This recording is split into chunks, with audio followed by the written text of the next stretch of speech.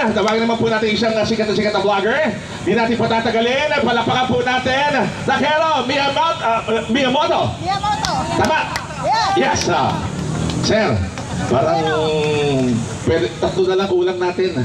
Team basketball team na tayo, sir. Yeah. Yes, hello po. So, kamusta po kayong lahat? No? So, hindi talaga ako sanay magsalita sa harap ng maraming tao.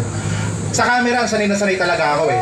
Pero, nung nalaman ko na ako na yung sunod, napamura talaga ako. Ang sabi ko, anak naman ng fentanyl ito, no? Ako na yung kasunod.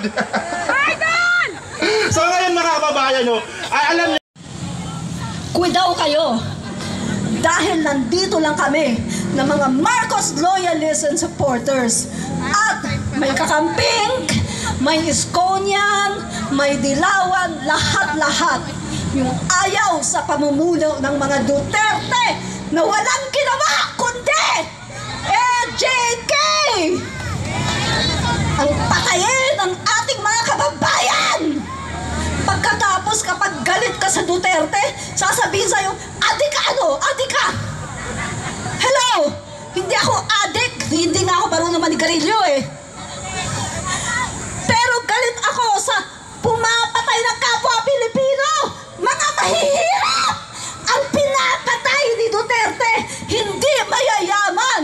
Tandaan nyo yan, mga mahihirap na nakatira sa squatter area, mga mahihirap na nakikita natin na walang kalaban